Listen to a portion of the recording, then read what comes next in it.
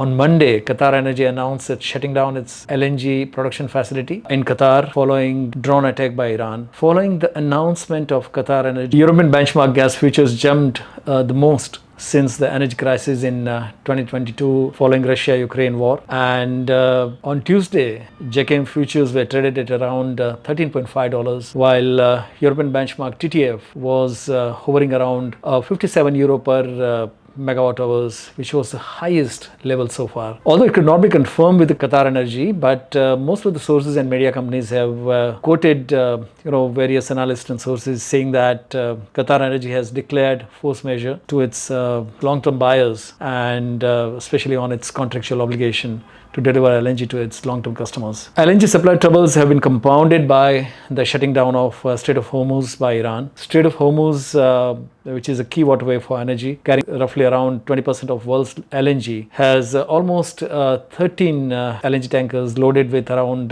more than 1 million tons of LNG. And these tankers are near Qatar Energy's LNG loading facility. And there are also 3 empty tankers anchored at the same place, and these tankers are waiting for Qatar Energy to resume production and load LNG. So in all, around 16 tankers as of now, as on 3rd of May, are stranded near Qatar Energy's LNG production facility. The slowdown of traffic through the strait also created major bottleneck, potentially causing fuller storage tanks for Qatar Energy. According to Argus, if LNG tankers remain unable to transit through the strait after a week, this would lead to a shortage of around 21 LNG cargoes in global supply, assuming Qatar's energy full production capacity at around 77 million tons per year. So, who's likely to be affected more by the current LNG supply crisis with the shutting down of Qatar Energy's LNG liquefaction project? According to most of the reports, it's India which will suffer the most. The state-controlled Indian companies like GAIL and Petronet have already informed their downstream customers that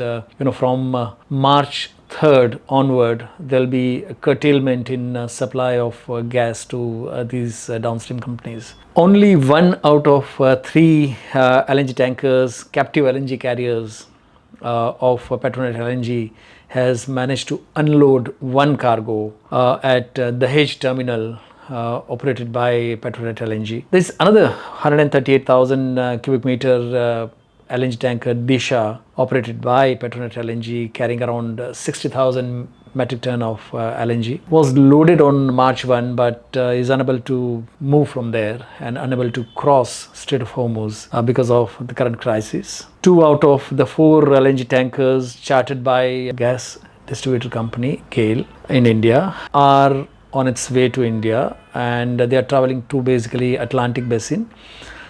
And 2 more GAIL controlled tankers are en route to Europe to unload cargoes. The supply shortage is likely to affect more to India than others, especially in fertilizer sector and the city gas distribution sector, which depends largely on imported LNG. Power is likely to be less impacted by current LNG supply crisis, because only around 4% of total power generated by Indian companies is fueled by gas, natural gas. Among others, Japan and Taiwan have prepared to turn to spot LNG if Qatar Energy shutdown continues for long.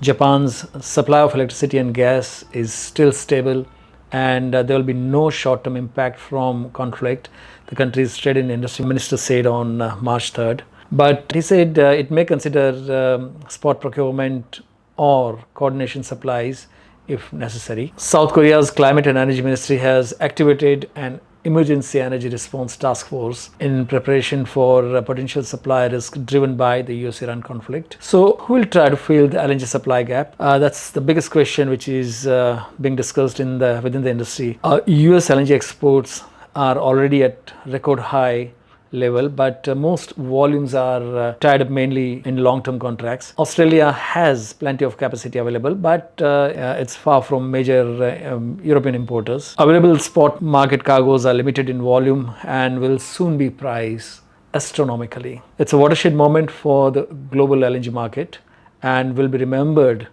for the fact that global gas market is extremely fragile and will always be exposed to the geopolitical risks. Thank you for watching.